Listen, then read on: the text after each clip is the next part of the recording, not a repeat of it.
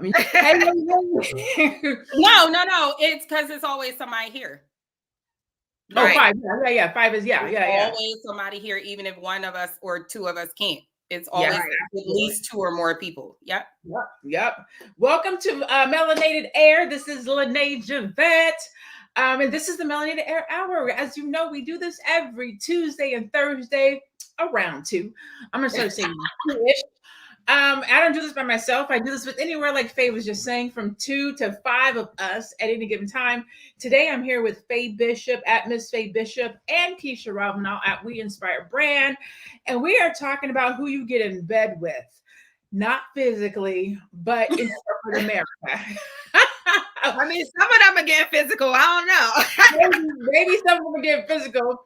Today, we're talking about Kimberly Bryant, who is the founder of Black Girls Code, being ousted from her own company. She is the founder. She is the ideologist. She is the innovator. She is the person who built Black Girls Code brick by brick, made it what it is today. And what it is today, just in case you don't know, Black Girls Code was established in 2011. And since then, Kimberly Bryant has established 15 chapter cities in the United States and abroad. She hosts technology workshops, hackathons, and other enrichment opportunities for over 30,000 Black girls. Okay. So if you've never heard of her, you don't know who she is, that is who she is. That is what Black Girls Code does. And in December, her board turned her off. They said, here, your email is turned off. You are not welcome back in the company, in the business. She's still on staff, but she is not considered to be an employee, if you will, of Black Girls Code. And so we're talking about who you get in bed with and why that's important. Hey, Dawad, Ahmed. If you're just tuning in, please drop a hi, a hello. This is my first time. I've been here before. I've been waiting for y'all to get back on the air today. Let us know that you're in the building. Also, let us know have you heard about this story? Have you heard about Kimberly Bryant? Have you heard about Black Girls Code? Do you know what's going on? The first thing that I want to talk about, and I'm going to read some more of this so that I can just make sure that you guys are brought up to speed and you really understand and know what's going on. But the very first thing I want to talk about, because I'm an entrepreneur, Faye's an entrepreneur, Keisha's an entrepreneur.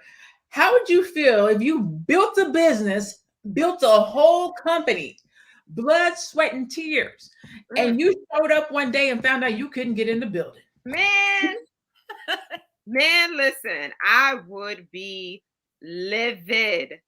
If someone said like, oh, you don't have access to We Inspire Brand anymore, like nothing, no email, no nothing, like, it's money. But that's what happens when you choose a certain way to run your business. So I didn't go the nonprofit route, so I don't have to worry about that. Like, it's still going to be my businesses that aren't nonprofit that have boards, though. That's true. That's true too. But We Inspire Brand ain't one of them, so I don't got to worry. What about you, Faye? What if you showed up to your place of business, not your place of work, but your place of business, and you couldn't get in? I would be wondering what the is going on. Mm-hmm. I'm going to keep it 100. Like, what has happened? What is going on? And the worst thing of all would be asking that question of what is going on and nobody really having an answer for you. And that would crush me. I think I would be so devastated, especially a company that I built from the ground up. That would I would be questioning everybody. I would be wondering about, were the people I was trusting all this time backstabbing me? Were they, backdooring me? What is going on? And who's on your board? We're going to talk about that. We're going to talk about who you do business with, who's on your board, who should be supporting you. Because if my homegirls in that room when they are making this vote, I'm pissed that somebody didn't be like, hold on, like what are we doing? Who is the business for? Who was it created for? Like there's conversations that should be happening on this board, opposed to just outing the CEO and founder, the visionary. Like, who are these individuals? Who are these people? So at the time of this article, it says, at the time of publication, which was December, Bryant is still employed at the nonprofit, but continues to not have access to her company email and internal platforms. Current employees and contractors were told that if they communicated with Bryant, they would immediately be fired. Okay. So the allegations, just so that we know what the allegations are. Let's see. 5 former employees of Black Girls Code spoke to TechCrunch anonymously out of fear of retaliation about the state of affairs at BGC, which is Black Girls Code. They confirmed the board's decision to look into the company culture after a summer of rapid turnover, with many individuals citing Bryant as a key reason for parting ways. Bryant attributed the turnover to distributed work. Now, like many orgs navigating the pandemic, we have a lot of turnover in the last year, mostly from folks we hired while virtual in 2020. We were not spared the Great Resignation, which we all know is real. We've talked about it on the platform before, right? So 2 former employees, both who spent months at the organization in leadership capacities, say employee churn was largely attributed to Bryant's leadership style, angry Black woman, which they described was rooted in fear. When Bryant was there, they say she would publicly berate managers within meetings, okay, repeatedly calling folks incompetent and urging a manager to go back to school when they were unable to deliver on a certain task. Bryant denied that she said this, pointing to her choice to hire consultants to build a compensation policy to weigh employees' years of experience over a number of degrees. As a techie in an industry where not everyone needs a degree, it's not something I place a high value on. Okay. One employee said that a recurring phrase Bryant used was, "You're not living up to my expectations of what you should be." Even though the employees note she declined to give them independent access to widely used productivity tools, no new employees were given access to Salesforce, which they said prevented them from accessing key information about the community they were tasked with serving. The community, whatever. Okay. Including names, ages, and history in the program. One employee detailed the lack of onboarding process as well as Bryant's absence in the daily operations in pursuit of media appearances. Now they're trying to throw her under the bus. People stayed because they figured out the workaround, said one of the former employees. Someone said that it was to your benefit to stay off her radar, and if you could figure out how to execute your work even without access to specific systems, you'd be fine. Bryant said that BGC, or Black Girls Code, just completed a 5-year strategy plan with the Bridespin Group that addresses operational concerns. A recently resigned employee conveyed a mix of emotions. I'm almost done. "We know how it is perceived to take down a Black person," they said. "And that's not even what we want to accomplish. We want the organization to be under leadership that could continue the growth of our work." Despite belief in the mission, they said they finally left the company partially thanks to consulting their therapists to work for an organization that is trying to change how you are treated, valued, and appreciated. And when that doesn't happen, again, it's really a particular kind of betrayal. So what did you hear in that? Tell me what y'all heard in that. Well, what I heard sounds like there was a toxic workplace culture. And we know that toxic workplace cultures are rife with hostility. You have cliques, you have gossip, and it's a breeding ground for mistrust and selfishness. And unfortunately, when that starts to happen, here comes the power struggle and a bunch of abusive leadership. So that's what I got from that. Okay. For me, I heard another Black woman in power that is abusing her power, allegedly. I don't want to know what Tasha K is going on over here.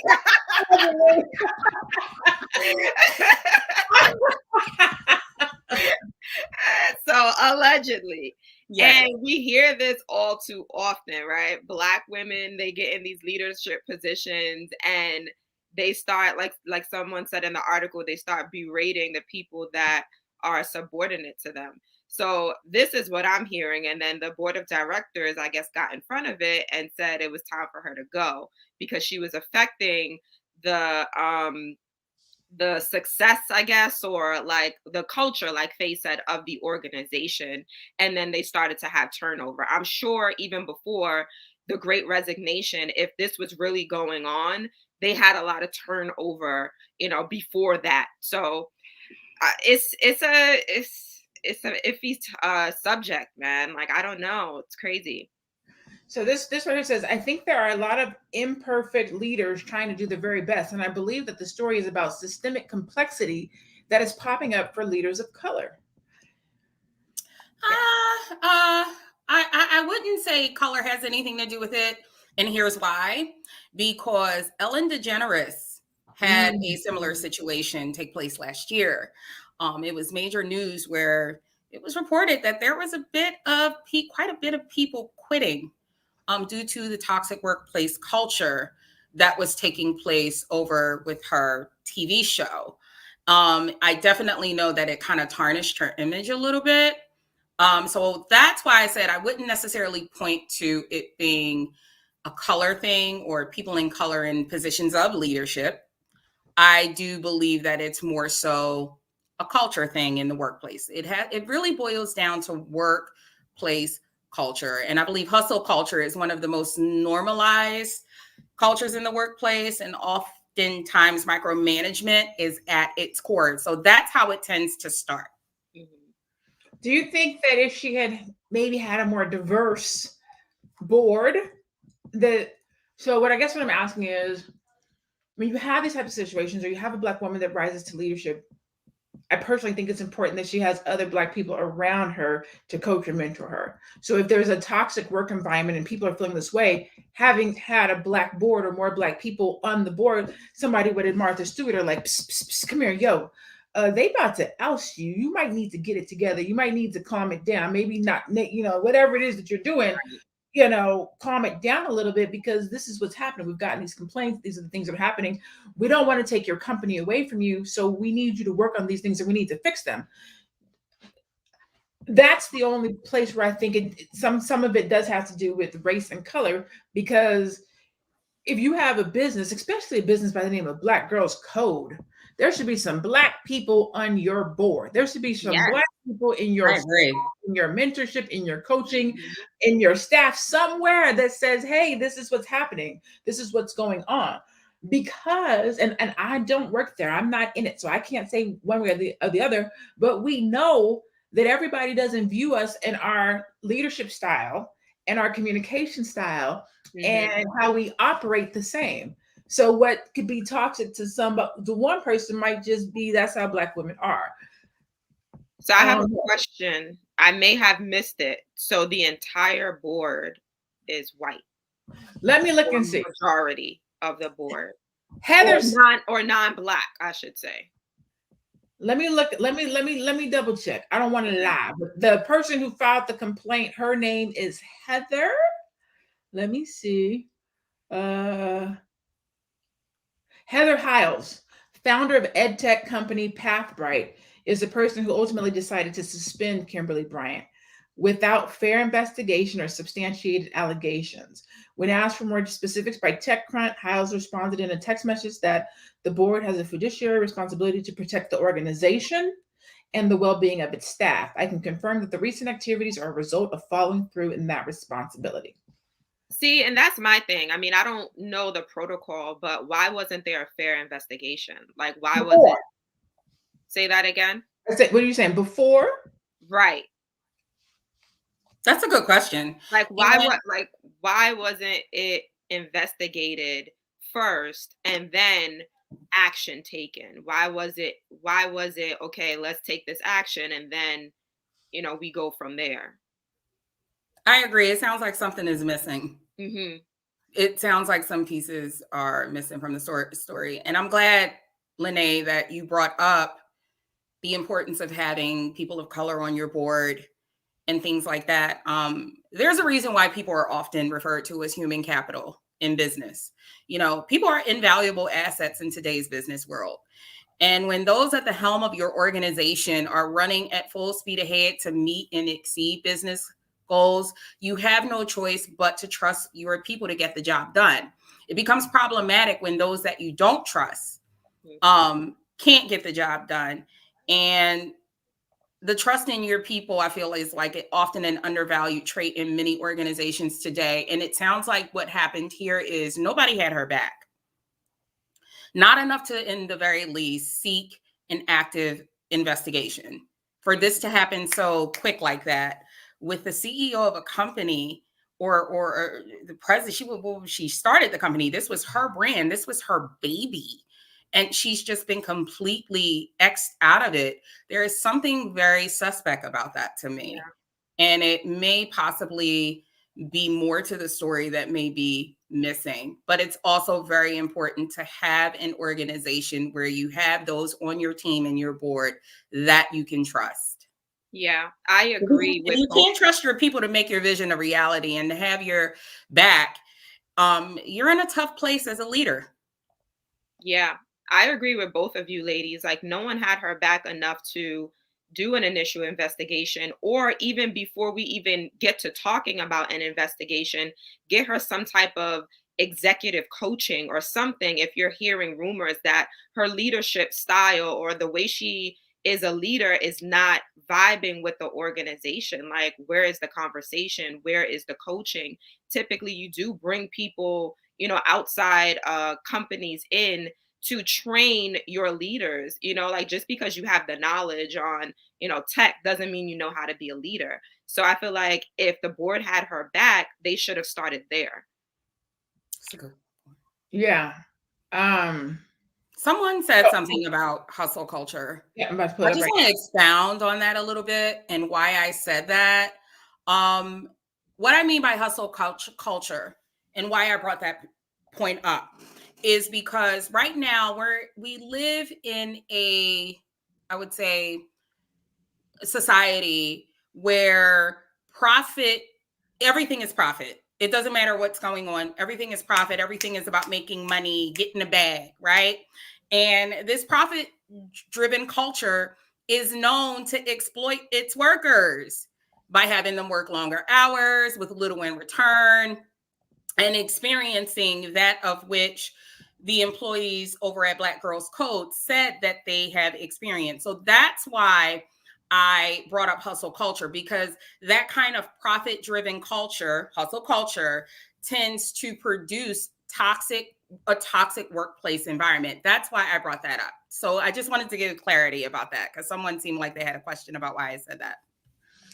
And I want to correct myself. I want to correct myself because I am looking. For whatever reason, I don't know why I can't share my screen. I got to fix that. I got my new computer. It won't let. Apparently, I haven't closed my Google. But anyways, she does have a black board. Not all black, but is majority black. So Stacey Brown Philpott is black. Sebastian Tavoe is not black. Heather Hiles is not black. She might be mixed or maybe Hispanic. Then you have Sherman Whites, which is a black man, Dr. Robert Sibbins, which is a black man, and Dr. Sylvia Wilson Thomas, which is a black woman. So somebody over there should have talked to her.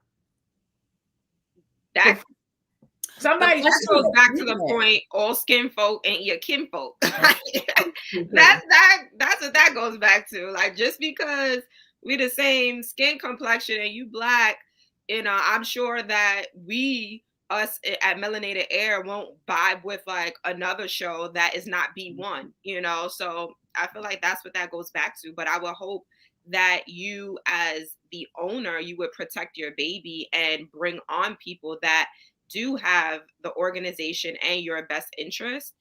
I don't know. You have to pick. Like the organization, the staff. I agree. The organization and staff are important, but the founder, the person who has the vision, should be important too. Yeah. There could have been. I know she's not an employee, but when an employee is out of bounds, you put them on some type of a plan to get them back. Mm-hmm. Like, where was her plan? Right. Where was her? We've gotten these complaints. Let's have a discussion. Where was her? We got 90 days. Where was her? On Tuesday, we're gonna revoke your access. Right. Where is her respect as the CEO? I guess that's what I'm asking, right? Yeah. If you're going to be ousted, that's one thing. If you're not cutting it, if we're having complaints, if we have to protect the girl, on Tuesday, your email is going to be turned off. We're going to start this investigation. We just want to let you know what's going on, so you shouldn't go to do what you got to do and find out that you've been locked out your company. Right. They didn't even give her, what is it? The written warning, the verbal, the written. They were just, oh, you're out of here. See, that's the part for me that does not make sense. I feel like there's a missing piece that either isn't being told from her, because all we know is that they outed her, but she did give a statement. So right now we only have what she feels was done.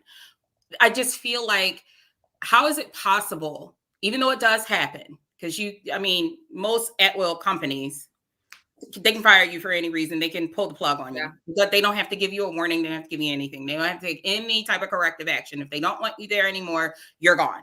But I just feel in this instance, considering that there is a board, there's a missing piece that maybe we don't know about yet. And eventually I'm sure it'll probably be revealed, because that is bananas, and it also says a lot about not just a toxic workplace culture, but boundaries. It sounds like there wasn't many in terms of her and how she carried herself as, not just the president and CEO of her own company, but as an employer. There is a certain code of ethics that you have to follow. And it sounds like a lot of that code was being broken. So I hope that as, more comes out about this story, we find out exactly what happened, because there just sounds like a missing piece for me. It does. Yeah. So it says in a now deleted tweet, Bryant said that I am driven, have high expectations, and am a bit of a perfectionist, but I have never in my life misappropriated, misused, or abused anything or anybody for the organization I built out of love. So don't ever believe that. It's not true. Despite Bryant's denial of former employees' allegations, currently employed sources close to the matter say that resignations, along with a slew of negative Glassdoor reviews, caused the founder to hire Agility Consulting, which is an external firm, to do a salary study and address staff concerns. According to a document obtained by TechCrunch, the consultation was launched in June and completed in December. The findings were not available. Kimberly Bryant says checks and balances of power and support have been put in place at Black Girls Code, and I absolutely believe in proper board/corporate governance. There is nothing about how this matter has been handled that is appropriate, and I have not been treated fairly or justly. And I'm gonna agree with her, where I feel like I've seen corporate America. I see CEOs get ousted all the time. They make a bad move. The money drops. They get caught in a scandal. I know that this happens. I'm not saying that this is a Black thing or this is just happening to her. I am saying that the way that it's happening is a little bit shisty, but also I believe that the way that Black people come to the aid of social justice, we should also come to the aid of corporate justice. We should not be okay with a board taking over a Black woman's hard work, effort, and business. Like, we should also come to the aid and support of corporate injustice as well. Yeah, I agree. I love that. Right. Go ahead. Someone says the board normally governs the CEOs of companies. In many cases, CEOs don't get the same kind of notice of separation as regular employees. Think about the harm one can do to an organization with a 90 to 60 day or 30-day notice. That is factual.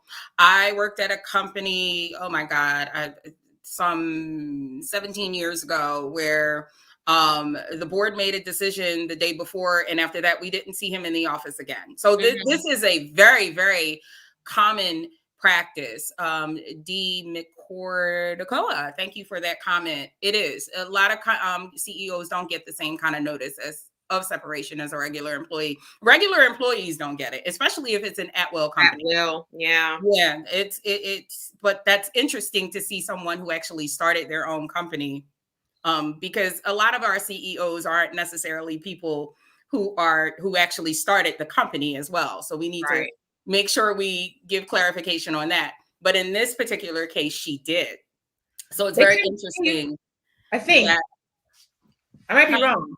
I remember when Steve Jobs had to leave Apple for that period of time, they asked him to leave. They didn't out him. I think they asked him to leave. But I don't think he went quietly, if I remember correctly. Yeah, it happens. It's interesting. In this case, that's yeah, Yeah. But I think more is going to come out about this, because it really sounds like there was a serious toxic workplace culture going on. And if I may add to that just very briefly, we experienced this with, we just recently had a situation with Kamala Harris. I think it was the woman who quit. She had a lot of people quitting on her team in the past several months. And I do know that the Washington Post, and those of you who are watching this can go look that article up, spoke about how a lot of people have been just talking about just a toxic workplace culture going on there. So, I mean, but she's still the vice president of the United States. So, but it happens. And it's interesting that in this particular case, toxic workplace culture can result in this kind of situation. Yeah. There's not a lot of accountability taking place on her end either.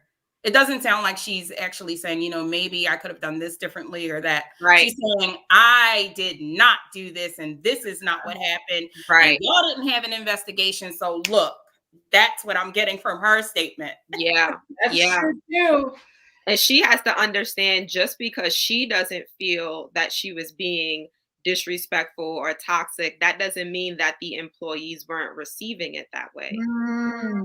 I mean, you can Me Too toxic work environment. It doesn't always have to be sexual, right? You can think that you're not acting a particular kind of way or infringing on somebody or making them feel a kind of way, and yet you are. And because you may just feel like that's how I am with everybody, but this is work. Yeah. Not everybody. When you're in here from 8 to 5 and you're the representative of the business, you should carry yourself a certain kind of way. And I'm a Virgo. I don't know what the sign she is, but I'm a Virgo. I am a diehard Virgo. I am a perfectionist. I expect the utmost. I'm a Virgo too, and I'm the same way. And others, and I do. I'm a Cancer. Are you? Just throwing it out there. but I get that, and sometimes I have to check myself in my delivery, in how I speak, and if my expectations, especially if I expect somebody to do something a certain kind of way and they don't. Even these, me and my girlfriend was on the line today. I was like, do you see these things coming out of my forehead? What is that? She was like, stop squinching so much. Stop being sad and angry and always having a demeanor like this. But we do. We do. And we and some of that we have to check. And as a Virgo, I have to, but also just as a Black woman, we me and her were joking because we do, like, that's our natural face. What you talking about? Why are you acting like that? I know you did it. Like that's what we do. Like, that's literally what we do and how we respond. And some of that, and if you don't get it, you don't get it. More hearts at Aquarius just wanted to chime in. Everybody, happy birthday. Right. Happy birthday. You know, again, toxic workplace culture, it's a lot we can go with this. But I do know that power and control are at the core of this whole, again, I take it back to the hustle culture. You know, you have bullying, discrimination running rampant. And this culture is filled with all sorts of favoritism, nepotism, yes people, no people, and so forth. And what tends to happen is, in authoritative cultures, a lot of the leaders don't respect the opinions and ideas of their employees. And I think a lot of that also has to do with experience, which I'm not very familiar with in terms of her business experience, which is why I always tell entrepreneurs, no matter where you're from, who you are, or what your area of study was in terms of college and education, if you want to be an entrepreneur, start a business, you really should take some kind of course, because it's you have to understand what it takes to run a business and to have the best people on your team and to form the right team and to be the right kind of leader, which is, you know, that's the eggs and the yeast and the bread. I'm sorry, not the bread, but the milk and all of that of the cake, you know, and then comes the icing and the cherry on top.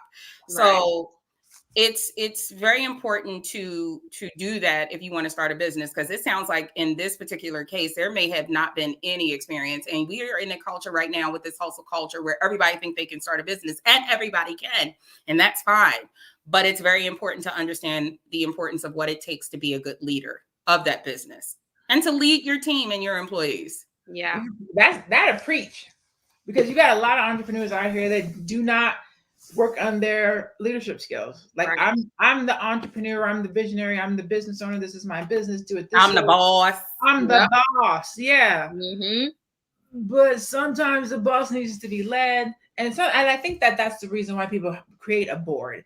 But again, you have to have a board that gets the vision, that supports the vision, that supports you. But you have to let your team support you. We talked about that, about help a couple of weeks ago. Yeah. You have to let people help you. You have to let people groom you and help you to be a good leader. You have to, if you have a board and you can't work with them, and I guess, you know, corporations and millions of dollars, right? I forget I forget what somebody said. Too many ants telling bees how to make money, honey. Mm-hmm. So then when you have that type of a situation, right? Or if you are making multi-million dollars on a corporate level like that, where you have, let me see, their sponsors and people that they have worked with include partners. Hold on, where did I look? Oh, I lost it. Their partners are Google, AT&T, Capital One, Comcast, Deloitte, Ericsson, IBM, Facebook, Lyft, Macy's, MasterCard, Nike, TikTok, Truce, Verizon, Info. You have those types of business partners, your team probably does look different. You're not creating a team for support per se, but you're creating a team to meet the demands and conversations of those types of partnerships. So they don't necessarily have your best interests at heart. They have the best interests of the company and the partners. And the company and the partners are looking out for the employees. Mm-hmm. We just run the vision. So if you are replaceable is basically what they say. Yeah. No, it's your business. And we see it happen time and time again. Like again, I remember it happening with Apple. I remember that they tried to knock Bezos out. He was able to turn the company around, and I can't remember what it was. And then there was another major one. Oh, I can't think of it right now. Was it Xerox? I think that's how the black lady got in there. I can't remember. But there was another company where a CEO can be removed. And as entrepreneurs and business owners, we have to think about that when we're creating our business and we're deciding who we want to partner with, and we're deciding how we want to be represented, and we're deciding who we want on our team, who we want on our board, and who we want to surround us. Yeah. Yeah. I wonder what's next for her. So you know how they say, like, you built it once, you could build it again. Like, I wonder if she's going to, I'm sure she's going to fight for her company, but I wonder if she's going to build something else. Like just what's next? That's what comes to my mind right now. You know what? As Black entrepreneurs, we don't often talk about exit strategy. And we get mad if you walk away from your company. Like when Robert Johnson sold BET, Black folks was up in arms. Like, why do you sell a company that's for us? It's not. I mean, he built it for us, but we don't ever see the bigger picture. Shea Moisture, they built that company and sold it. Carol's daughter, she built her company and sold it. We don't understand the bigger picture sometimes of major business, which is to build it, sell it, get your money, and go and do something else. Right. You want to hold on to it. This is a family business. It's supposed to go from family to family. But what we're seeing right now is these young kids don't understand or appreciate family business. So they don't want the business. So you hold on to this thing, you get old, and now nobody in your family wants it. What do you do with it? Right. That's a good point. That's a good point. I was one of the ones that was up in arms when I heard about Shea Moisture. And I didn't understand, business at the time. And I was just like, how could they do this to us? Like, no, because like I live by Shea Moisture. And then I was watching a Tariq Nasheed episode, and he was talking about like what you just said, LaNée, like, you build your company, you sell it, and then you go and you build something else, or, you invest in something else. And I was just like, oh, wow. Okay. That makes sense. And that goes back to what Faye said, the importance of education, right? When you become an entrepreneur and you want to build a business, you have to know that. And then back to what you said, LaNée, the importance of an exit strategy. Yes. Hey, D girl, you driving and listening. We appreciate you. She said, did she get removed from the board or did she lose her company? Because it's not uncommon for an owner of a company to be removed from the board, but still operate the company. I'm driving, so I'm doing voice talk. Hopefully, it's not saying anything ugly. No, so she wasn't removed from the board. She was removed, or technically her company. They have removed her access to the company. So she can't receive email. She can't talk to any staff. I'm going to reread it exactly. At the time of publication, Bryant is still an employee at the nonprofit, but continues to not have access to her company email and internal platforms. Current employees and contractors were told if they communicated with Bryant, they would be immediately fired. So they basically removed her as head of the company while they do this internal investigation, allegedly. So she hasn't been completely kicked off and kicked out of there, like in the like voted out off the island. So it just sounds like she said got bumped down. That's what it sounds like until they're done completing the investigation. Now, how do you come back from that? That's a good question. How do you come back from that? How do you come back and look at these people in the face that just tried to oust you from your company and take your baby from you? It's a good question. Yeah. That is a good question. How do you come back from that? Can you remove board members? I got to do some research. Especially considering this. That's what I was thinking. Like, can you remove board members? Board members have to be voted out. Right. You can't just cut them off. They have to be voted out. They have to be voted out. Can't you be a board member or leave or retire out, if I'm not mistaken? Can't you be a board member of your own organization? Yeah. You could. Yes, you can. See, this is why, again, it's education matters. And because as the CEO, it's so important to be the keeper of the company's overall vision, not just your vision, but the company's overall vision. And I'm not talking about the vision for the next few months, but the larger road ahead. The CEO needs to be able to keep things on course, not just for the current quarter, but throughout, to ensure that the large overarching vision of the company can be achieved. And one of the ways to hinder that is by creating a hostile work environment for your employees. It affects the morale. It brings it down. And before you know it, the takeover of the vision starts to shift. Everything starts to shift. Mm-hmm. So it's just so important to understand that. And it sounds like I don't think that this was a decision that was made spur of the moment. It sounds like this has been going on a while and they just said, okay, we need to look into this. So we're going to just cut you off right here and bump you down. Mm-hmm. There are people that have sued companies and still remain. Actually, I think it's illegal for you to even be fired if you're suing a company too, or if you file a lawsuit. So her being bumped down, I'm glad that the clarity for that was brought up. So she hasn't been kicked out. She's still with the company. She just isn't in her position. She's just kind of been bumped down, it sounds like. And she has zero access to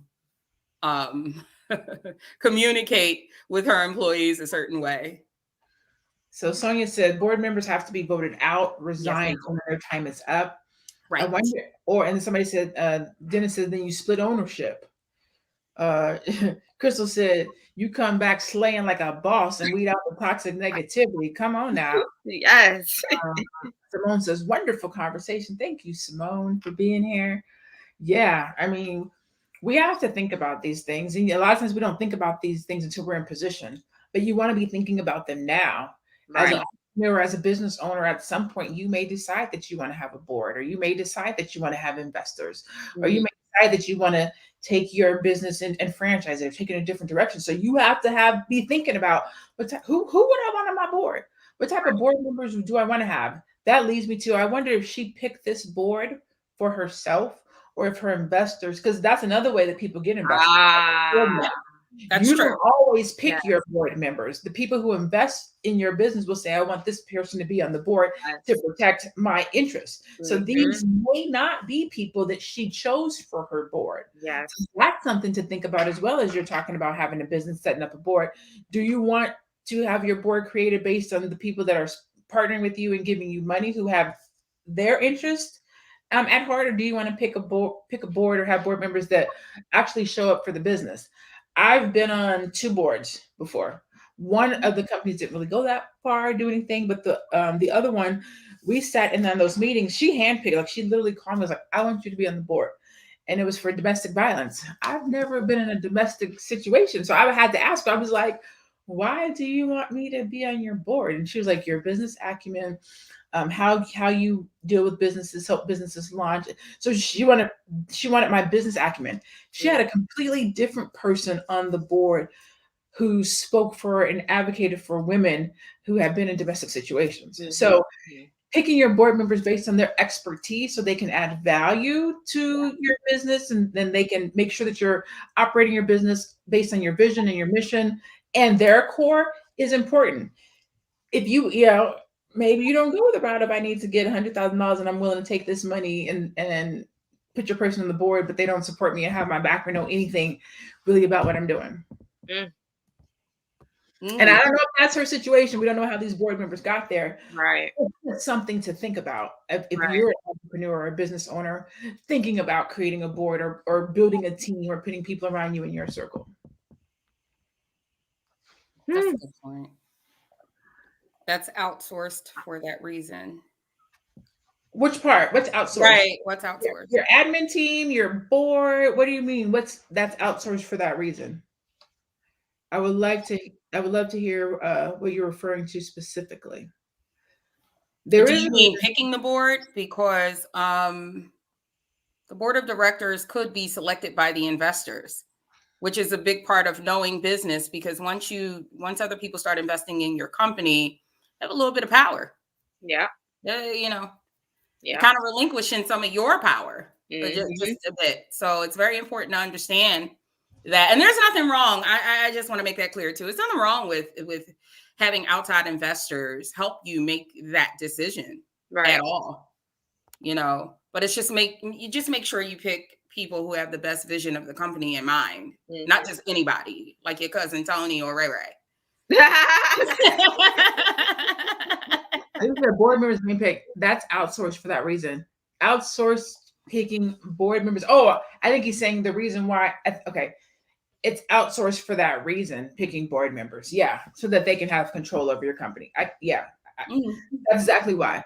Exactly what Faye said. If I give you my money, I want to pick this board member to make sure that my money is controlled. So I'm here, my money is here, but that person is there. Their interest, unfortunately, is not the company. It's protecting this money that's invested. So whatever we got to do to protect that, if that means ousting the CEO, then the CEO has to go, because I got to protect this money. I got to protect this business that I built. I hope this is a teaching moment for her. It's very important. I mean, if nothing else, I hope that the end game for her is that she walks away from this having learned some sort of lesson, valuable lesson, whether it be how to be a better CEO, how to be a better team leader, because as a CEO, you're still leading a team. You have people working under you. And in addition to just making sure that whatever it is you do isn't interrupting the vision of the company, which sounds like may have been the case here. Because anytime the board doesn't just wake up one day and says, "Hey, we feel as though Keisha or LaNée doesn't belong here anymore. Bye." Board, when it gets to the board, there's a problem. There's a problem. That means that there is a serious problem. And I've been at companies where CEO, like I said earlier in the conversation, the CEO was let go. And it was just like one day we saw him and then the next day we didn't. And people were like, what happened to what happened to Mike? And this was a small company, and by small, I mean less than 250 employees. I actually forgot that I've witnessed that. So hey, Lightweight, we are talking about Kimberly Bryant. She's the CEO and founder of Black Girls Code. That's who we're talking about. So my last company I worked at before becoming an entrepreneur was an aerospace company, and it was a $1 billion company, aerospace company that I worked for. And it was before I got promoted to the executive assistant, I was the marketing assistant. And we had a CEO, and I'm sorry, we had the president. He was the president. So there was the CEO, there was the president. And once the dude got promoted to CEO, him and our president, they didn't get along well because he used to be a president of a different part of the organization. So he got promoted to CEO. They had beef. I remember the CEO came in one day. I left for that night. I came back the next day. CEO was there, but the president wasn't. And I knew our vice president became our president. And they said, LaNée, would you like to be the executive assistant? I was like, oh, okay, yeah, sure.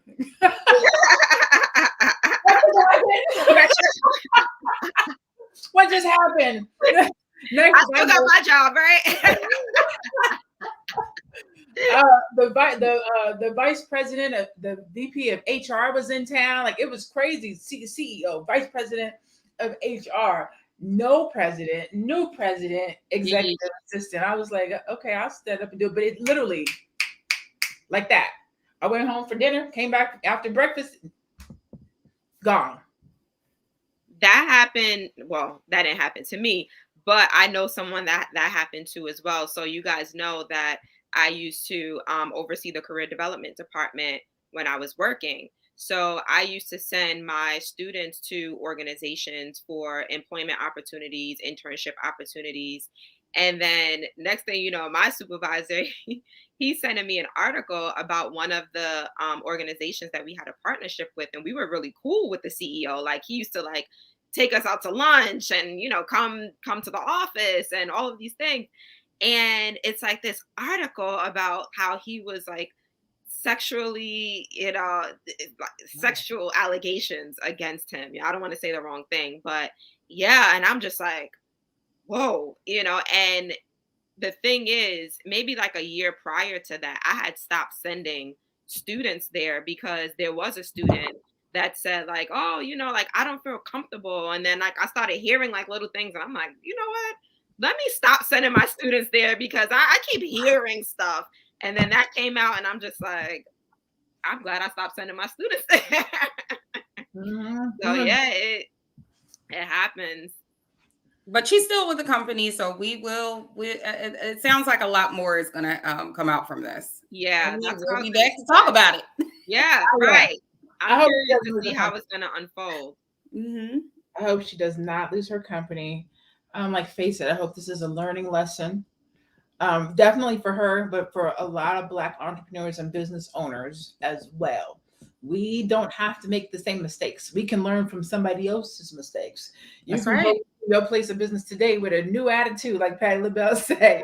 Like, you know what? Let me calm myself. I don't want to be the next Kimberly Bryant. Hey, how y'all doing today? Everybody okay? You know what I'm saying? Like, we can learn from other people's mistakes. That's what's the goal of the conversation today. Just to have some, high level, in-depth corporate business talk, because I hope and pray that everybody on this broadcast, everybody that watches the replay, I hope and pray that you have a business that grows to the level of Black Girls Code one day. And you can say, one day I was online, I was watching Melanated Air, and they talked about putting your board together. So I was strategic about the people that I work with and put in place and who I put on my board, because I heard them talk about what happened at Black Girls Code. And I wanted to make sure that didn't happen to me in my business. So we got to start planting those seeds in our community right now, so that when we get to that level, which we will, when we get to that level, we know what to do and how to operate. Yes. And if I could piggyback off what LaNée just said before we get out of here, one of the things that my father, who has been an entrepreneur for some 35 years now, has always taught me, in that, remember the commitment to your business, not your ego. You are there to serve your business. You are not there just for the money or your personal interest. You are there for your business. It is all about the vision of your business. It is all about the growth of your business. It is about your legacy. Yes. Absolutely. More. I'm sorry if I butcher your name. More. I just came across this live. I'm glad it came up on my feed. Can you subscribe to be notified of future lives? Yes, you can. You can find us on YouTube at Melanated Air. Melanated Air. There's the logo right there. MELANATED Air. You can subscribe there. You can also go and subscribe and follow each one of us individually. You see our handles there. You can find Faye Bishop at Miss Faye Bishop. You can find Keisha Ravenell at We Inspire Brand. And you can find me at my name. I am LaNée Javet. And so this is Melanated Air. We do this every Tuesday and Thursday at 2 o'clock p.m. Eastern, 2-ish. Roughly, but it's good to be notified. So go follow Melanated Air. You will get notified when we are live. We spend the hour talking about life and mostly business from a melanated perspective. And it could be anything that's happening in life. Sometimes you'll hear us talking about personal development, career development, business development. And sometimes we're looking at something that's happening in the world from a business perspective. So that's basically what we do. Again, every Tuesday and Thursday, 2 o'clock p.m. It could be me, it could be Faye, it could be Keisha. We also have a Madam President and Teddy Ewing who sits in with us. And so we appreciate you. We love you. We thank you so much for being here with us today. Any final thoughts before we say goodbye, ladies? As I said, remember the commitment to your business and not your ego. This is not, when you start a business, it's not about, oh, I just want to get the bag and I want to make money and serve my personal interests and post to the Instagram page and the Twitter and look at me, look at me. This is, you're running a business. You're starting a business. You want to serve people. You know, you want to respectfully offer your products and your services to people. You want to employ people. You want to have the best team. And running, when you look at business and you approach business from that side, that's the part that carries out your legacy. Yeah. Because, you know, you have a lot of people who start businesses. Can they keep them open is the question. And there's a lot of reasons why they can't. And you do not want to end up being one of those kinds of people who are voted off the island by your own board.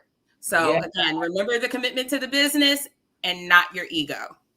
Yes. I love that you said that, Faye, because that's something that I talk about often. So I am a coach. So I help aspiring t-shirt business owners start their t-shirt business. And whenever I get on a game plan call or a discovery call, whatever you want to call it, with them, I always say, I do not want to work with people, and I do not work with people that only want to make money. I want to work with you if you want to make an impact through your t-shirt business. Because if you're just saying, oh yeah, I heard this is the easy way to make money, that means 6 months down the line, you're going to be finding the next easy way to make money. And you ain't wasting my time, and I'm not wasting your time. So I just love that you said that, Faye. So I just had to piggyback off of that. It is important for you to find your purpose, you know, and incorporate that into your business and your brand. Oh, I love it. I don't got anything else to say. I think I'm just going to let y'all be the closers for today. On that note, we will see you guys next week. As always, continue to be blessed, stay Black, and be one. We'll see you guys next time.